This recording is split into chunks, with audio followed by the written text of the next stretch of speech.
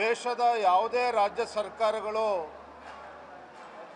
ಧರ್ಮದ ಆಧಾರವಾಗಿ ಈ ರೀತಿ ಸರ್ಕಾರಿ ಕಾಂಟ್ರಾಕ್ಟ್ಗಳಲ್ಲಿ ಮೀಸಲಾತಿ ಕೊಟ್ಟಿರ್ತಕ್ಕಂಥ ಉದಾಹರಣೆಗಳು ಇಲ್ಲ. ನಮ್ಮ ರಾಜ್ಯದ ಗೌರವಾನ್ವಿತ ಮುಖ್ಯಮಂತ್ರಿಗಳು ಸಿದ್ದರಾಮಯ್ಯನವರು ಈ ಸರ್ಕಾರ ತೆಗೆದುಕೊಂಡಿರ್ತಕ್ಕಂಥ ನಿರ್ಧಾರ ಸರ್ಕಾರಿ ಟೆಂಡರ್ಗಳಲ್ಲಿ ಇವತ್ತು 4% ರಿಸರ್ವ್ ಮಾಡ್ತೇವೆ ಮುಸಲ್ಮಾನರಿಗೆ ಅಂತ ಹೇಳಿರ್ತಕ್ಕಂಥದ್ದು ದುರ್ದೈವ. ಒಂದು ಕಡೆ ದುರ್ದೈವ ಆದರೆ ಸಂವಿಧಾನದಲ್ಲಿ ಇದು ಅವಕಾಶನೇ ಇಲ್ಲ.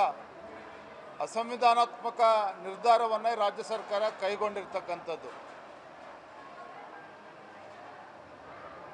ಅಲ್ಪಸಂಖ್ಯಾತರನ್ನ ತೃಪ್ತಿಪಡಿಸ್ತಕ್ಕಂಥ ನಿಟ್ಟಿನಲ್ಲಿ ಈ ಮಟ್ಟಕ್ಕೊಬ್ಬ ರಾಜ್ಯದ ಮುಖ್ಯಮಂತ್ರಿಗಳು ಇಳಿಬಹುದು ಅಂತೇಳಿ ಯಾರೂ ಕೂಡ ಊಹಿಸ್ಕೊಳ್ಳೋಕ್ಕೆ ಸಾಧ್ಯ ಇಲ್ಲ. ಎಲ್ಲೋ ಒಂದು ಕಡೆ ಸಿದ್ದರಾಮಯ್ಯನವರು ಅಹಿಂದ ಹೆಸರು ಹೇಳಿಕೊಂಡು ರಾಜ್ಯದ ಚುಕ್ಕಾಣಿ ಹಿಡಿದಿರ್ತಕ್ಕಂಥ ಮುಖ್ಯಮಂತ್ರಿ ಸಿದ್ದರಾಮಯ್ಯನವರು ಹಿಂದುಳಿದ ವರ್ಗಗಳನ್ನು ಮರೆತುಬಿಟ್ಟಿದ್ದಾರೆ. ಅಹಿಂದ ಅಂತ ಹೇಳ್ಕೊಂಡು ಬಂದು ಕೇವಲ ಅಲ್ಪಸಂಖ್ಯಾತರನ್ನ ಮುಂದೆ ಇಟ್ಕೊಂಡು ಹಿಂದುಳಿದ ವರ್ಗಗಳನ್ನು ಸಂಪೂರ್ಣವಾಗಿ ನಿರ್ಲಕ್ಷಿಸಿ ಎಲ್ಲ ಸಮುದಾಯಗಳನ್ನು ನಿರ್ಲಕ್ಷಣೆ ಮಾಡಿ ಕೇವಲ ಅಲ್ಪಸಂಖ್ಯಾತರನ್ನ ಖುಷಿಪಡಿಸೋಕೆ ಕೊಟ್ಟಿರ್ತಕ್ಕಂಥದ್ದು ಖಂಡಿತ ಭಗವಂತ ಒಳ್ಳೇದು ಮಾಡೋದಿಲ್ಲ. ಮತ್ತು ಈ ನಿರ್ಧಾರ ಧರ್ಮಗಳ ಮಧ್ಯೆ ಹೊಡಿತಕ್ಕಂಥ ಏನು ಹಿಂದೆ ಬ್ರಿಟಿಷರು ಒಳದಾಡುವ ನೀತಿಯನ್ನು ಅನುಸರಿಸ್ತಾ ಇದ್ರು ಅಂತೇಳಿ ನಾವು ಕೇಳ್ತಾ ಇದ್ವಿ.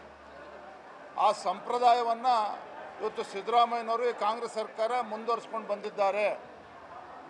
ಇದನ್ನು ಭಾರತೀಯ ಜನತಾ ಪಾರ್ಟಿ ಬಲವಾಗಿ ನಾವು ಖಂಡಿಸ್ತೇವೆ. ಸದನದಲ್ಲೂ ಕೂಡ ಈ ವಿಚಾರವನ್ನು ಎತ್ಕೊಂಡು ನಾವು ಹೋರಾಟವನ್ನು ಮಾಡ್ತೇವೆ. ಸದನದ ಒಳಗಡೆ ಮತ್ತು ಸದನದ ಹೊರಗಡೆನೂ ಕೂಡ ನಾವು ಹೋರಾಟವನ್ನು ಮಾಡ್ತೇವೆ. ನಾಳೆ ದಿನ ನಮ್ಮೆಲ್ಲ ವಿರೋಧ ಪಕ್ಷದ ನಾಯಕರು ಎಲ್ಲ ಪಕ್ಷದ ಮುಖಂಡರು ಚರ್ಚೆ ಮಾಡ್ತೇವೆ. ಒಂದಂತೂ ನಿಶ್ಚಿತ, ಭಾರತೀಯ ಜನತಾ ಪಾರ್ಟಿ ಕೈ ಕೊಟ್ಕೊಂಡು ಕೂರ್ತಕ್ಕಂಥ ಪ್ರಶ್ನೆ ಇಲ್ಲ. ಇದನ್ನು ನ್ಯಾಯಾಲಯದಲ್ಲಿ ಪ್ರಶ್ನೆ ಮಾಡೋದಾಗಲಿ, ರಾಜ್ಯದ ಜನರ ಮುಂದೆ ಈ ಸರ್ಕಾರವನ್ನು ಚೀಮಾರಿ ಆಗ್ತಕ್ಕಂಥದ್ದು, ಅದಕ್ಕೆ ಇದು ಅವಕಾಶ ಕೊಡದೇ ಇರತಕ್ಕಂಥ ನಿಟ್ಟಲ್ಲಿ ಏನೇನೋ ನಾವು ಕ್ರಮವನ್ನು ಕೈಗೊಳ್ಳಬೇಕು ಎಲ್ಲವನ್ನು ಕೂಡ ನಾವು ಮಾಡ್ತೇವೆ. ಎಲ್ಲಿದೆ ದುಡ್ಡು ಅಭಿವೃದ್ಧಿ ಬಗ್ಗೆ ಮಾತನಾಡೋದಕ್ಕೆ? ಈ ಸರ್ಕಾರ ಬಂದಾಗಿನಿಂದ ರಾಜ್ಯದ ಶಾಸಕರುಗಳ ಕ್ಷೇತ್ರದ ಅಭಿವೃದ್ಧಿಗೆ ಒಂದು ಬಿಡುಗಾಸನ್ನು ಕೂಡ ಅವರು ಬಿಡುಗಡೆ ಮಾಡಿಲ್ಲ ಸಿದ್ದರಾಮಯ್ಯನವರು, ಕಾಂಗ್ರೆಸ್ ಸರ್ಕಾರ. ಮೊನ್ನೆ ಇಂಧನ ಸಚಿವರು ಹೇಳಿದ್ದಾರೆ, ಎಂಥ ಪರಿಸ್ಥಿತಿ ತಂದು ಒಡ್ಡಿದ್ದಾರೆ ಈ ಸರ್ಕಾರ ಅಂತ ಹೇಳಿದ್ರೆ, ನೀರಾವರಿ ಇಲಾಖೆ ಇರ್ಬೋದು, PWD ಇರ್ಬೋದು, ಬೇರೆ ಬೇರೆ ಇಲಾಖೆಗಳು ವಿದ್ಯುತ್ ಬಿಲ್ಲನ್ನು ಕೂಡ ಪಾವತಿ ಮಾಡೋದಕ್ಕೆ ಅಸಾಧ್ಯ ಆಗದೆ ಇರತಕ್ಕಂಥ ಸಂದರ್ಭ ಸೃಷ್ಟಿ ಮಾಡಿದ್ದಾರೆ. ಒಟ್ಟಾರೆಯಾಗಿ 6,500 ಕೋಟಿ ಇವತ್ತು ವಿದ್ಯುತ್ ಬಿಲ್ಲನ್ನು ಕೊಡ್ತಕ್ಕಂಥ ಬಾಕಿ ಉಳಿಸ್ಕೊಂಡಿದೆ ಇಲಾಖೆಗಳು. ಮತ್ತೊಂದು ಕಡೆ ತಾವು ನೋಡ್ತಾ ಇದ್ದೀರಿ, ಇವತ್ತು ಉಪನ್ಯಾಸಕ ಶಿಕ್ಷಕರು ಇವತ್ತು ಹೋರಾಟ ಮಾಡಿದ್ದಾರೆ ಬೆಂಗಳೂರು ಮಹಾನಗರದಲ್ಲಿ. ಕೋವಿಡ್ ಸಂದರ್ಭದಲ್ಲಿ ತಮ್ಮ ಪ್ರಾಣವನ್ನು ಲೆಕ್ಕಿಸದೆ ಬಡವರ ಸೇವೆಯನ್ನು ಮಾಡಿರ್ತಕ್ಕಂಥ ದಾದಿಯರು, ನರ್ಸ್ಗಳು, ಅವರು ಕೂಡ ಹೋರಾಟ ಮಾಡ್ತಾ ಇದ್ದಾರೆ. ಅವರ ಒಂದು ಗೌರವಧನವನ್ನು ಹೆಚ್ಚಿಸಬೇಕು ಅಂತೇಳಿ ಅದಕ್ಕೂ ಕೂಡ ಸರ್ಕಾರ ಕೌಡೆ ಕಾಸಿನ ಕಿಮ್ಮತ್ತು ಕೊಡ್ತಾ ಇಲ್ಲ.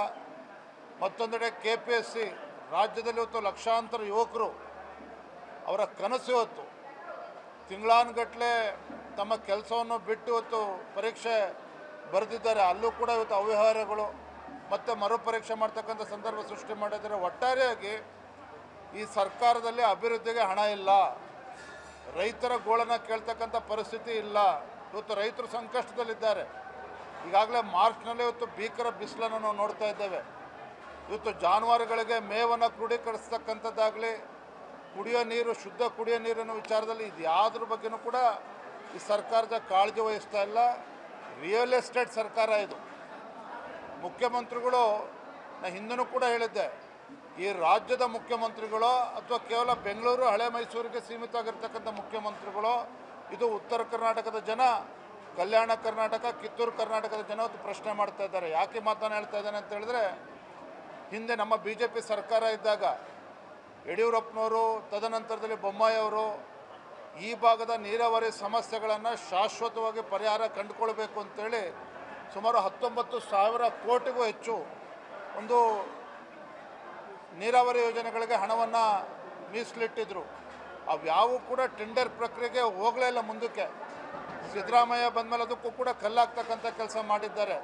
ಅಂದರೆ ಕಿತ್ತೂರು ಕರ್ನಾಟಕ ಇರ್ಬೋದು, ಕಲ್ಯಾಣ ಕರ್ನಾಟಕ ಇರ್ಬೋದು, ಇಲ್ಲಿ ಸಮಗ್ರವಾಗಿ ಏನು ಶಾಶ್ವತ ನೀರಾವರಿ ಯೋಜನೆ ರೂಪಿಸಬೇಕು ಅನ್ನುವ BJP ಸರ್ಕಾರದ ಕನಸೇನಿತ್ತು ಅದಕ್ಕೂ ಕೂಡ ಮಣ್ಣಾಗ್ತಕ್ಕಂಥ ಕೆಲಸ ಇವತ್ತು ಸರ್ಕಾರ ಮಾಡಿದೆ. ಹಾಗಾಗಿ ಉತ್ತರ ಕರ್ನಾಟಕ ಜನರ ಒಂದು ವಿರೋಧಿ ಸರ್ಕಾರ, ಇಲ್ಲಿ ಅಭಿವೃದ್ಧಿಯ ವಿರೋಧಿ ಸರ್ಕಾರ ಇವತ್ತು ರಾಜ್ಯದಲ್ಲಿರ್ತಕ್ಕಂಥ ಸರ್ಕಾರದ ಕೆಲವೊಂದಿಷ್ಟು ಸಚಿವರು ಒಂದಲ್ಲ ಒಂದು ಹಗರಣದಲ್ಲಿ ಸಿಕ್ಕಾಕೊಳ್ತಾ ಇದ್ದಾರೆ. ಈಗ ಹೀರೋಯಿನ್ ಆಗಿರುವಂಥ ನವ್ಯ ಅವ್ರ ಕೇಸ್ನಾಗೂ ಕೂಡ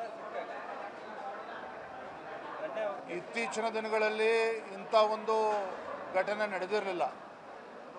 ಗೋಲ್ಡ್ ಸ್ಮಗ್ಲಿಂಗ್ ಪ್ರಕರಣದಲ್ಲಿ CBI ಒಂದು ಕಡೆ, ಎನ್ಫೋರ್ಸ್ಮೆಂಟ್ ಡೈರೆಕ್ಟರೇಟ್ ಒಂದು ಕಡೆ, DRI ಅದು ಒಂದು ಕಡೆ, ಈ ರೀತಿ 3 ತನಿಖಾ ಸಂಸ್ಥೆಗಳು ಒಂದೇ ಸಂದರ್ಭದಲ್ಲಿ ಈ ರೀತಿ ತನಿಖೆ ಮಾಡ್ತಾ ಇರ್ತಕ್ಕಂಥದ್ದು ಅಪರೂಪದಲ್ಲಿ ಅಪರೂಪ. ಫಸ್ಟ್ ಆಫ್ ಇಟ್ಸ್ ಕೈಂಡ್ ಇವತ್ತು ಕರ್ನಾಟಕ ರಾಜ್ಯದಲ್ಲಿ ಇಂಥ ದೊಡ್ಡ ಗೋಲ್ಡ್ ಸ್ಮಗ್ಲಿಂಗ್ ಕೇಸ್ ಇವತ್ತೇನೋ ಬಹಿರಂಗ ಆಗಿದೆ. ಇದೆಲ್ಲ ತನಿಖಾ ಸಂಸ್ಥೆಗಳು ತನಿಖೆ ನಡೆಸ್ತಾ ಇದೆ. ಸಾಕಷ್ಟು ಘಟಾನುಘಟಿಗಳು ಇದ್ದಾರೆ ಅನ್ನುವ ವಿಚಾರ ಈಗಾಗಲೇ ಹೊರಗೆ ಬರ್ತಾ ಇದೆ. ತನಿಖೆ ನಂತರದಲ್ಲಿ ಸತ್ಯ ಬಹಿರಂಗ ಆಗ್ತದೆ. ನ್ಯೂಸ್ ಫಸ್ಟ್ ನಿರ್ಭೀತಿಯಿಂದ ನಿಮ್ಮ ಪರವಾಗಿ.